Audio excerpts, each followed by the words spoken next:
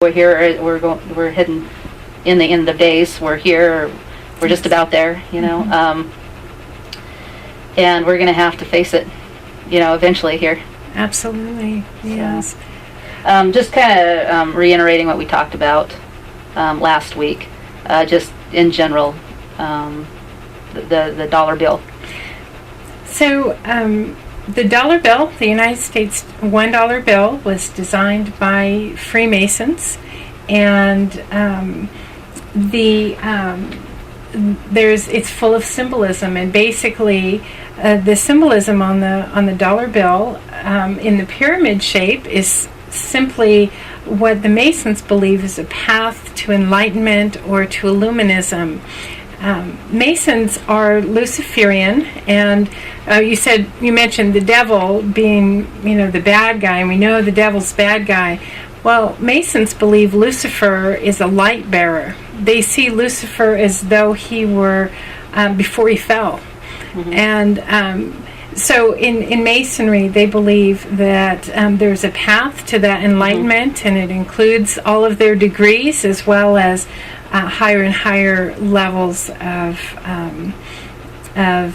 basically, I would say, organized religion and organized crime put together there. When we look at the dollar bill, what the Roman numerals on there mean announcing the birth of the New World Order, mm-hmm. and the date in Roman numerals on the bottom is May 1st, 1776, which was the formal date of the founding of the Illuminati. Mm-hmm. So if you were to look at that pyramid and look at the different steps up, the Illuminati is about step 10 up there. So people, the Illuminati was formed as an elite group within Masonry. Uh-huh. And the purpose of the Illuminati is really to rule the world. And so back in 1776, the plans for a new world order became formal. Uh-huh. And certainly have been on our money in plain sight for all of these years. But the man who was the founder of the Illuminati, Adam Weishaupt, he had what he called Weishaupt's Law of Fives, a hellbroth. It was a plan actually to usher in a new world order by creating chaos and discord, by causing the kinds of things that we're seeing in the world today, uh-huh. where we have famine and we have revolutions in the Middle East and that sort of thing. And his plan was that they would come in with bureaucracy and look like the government saviors. Would come in, uh-huh. like saviors, and bring order out of chaos. And so whenever you hear that term, order out of chaos, know that that's an Illuminati term and is actually on Masonic certificates. So it's an interesting term, but that is one of the things that they believe, that they're going to not only create world chaos and confusion, but they're also going to usher in an order. How bad is the Illuminati? You had relatives, your parents? Certainly, yeah.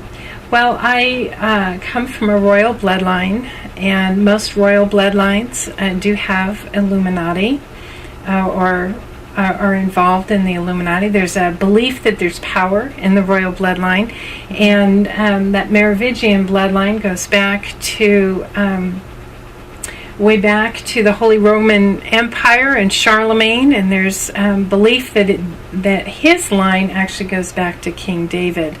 So in occult circles, they believe that there's tremendous power in those bloodlines. And what year is the first one you mentioned, to the Holy Roman Empire? Charlemagne, about 300 A.D. Wow. Mm-hmm. All the way back to Constantine mm-hmm. time period. Mm-hmm. Mm-hmm. So are you saying are you a lineage of Constantine, or the Charlemagne's lineage is Merovingian? But I do know that my family bloodline goes back to Bonnie Prince Charlie. Uh-huh. And time of Mary Stuart, Mary Queen of Scots. So certainly her bloodline is traced way back. So interesting. And so you say your question was, how bad is the Illuminati? Well, they control oil and gas, food, money.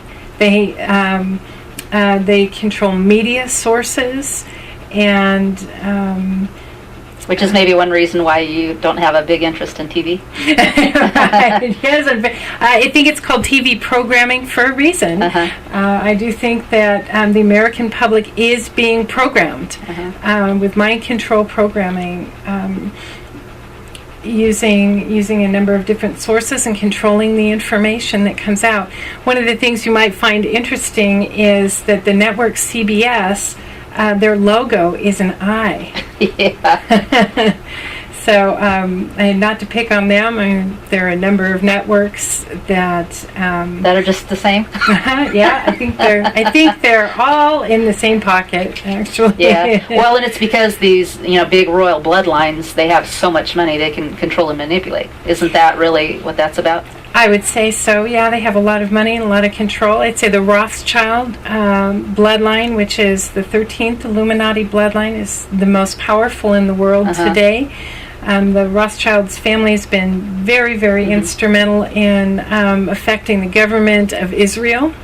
And they say if you can control Jerusalem, you can control the world. It's all about Jerusalem because that's God's ultimate future, And That's right. so the devil, getting back to the Bible, the devil's always after Israel, Jerusalem, Yes. which is why Islam, they're after Jerusalem.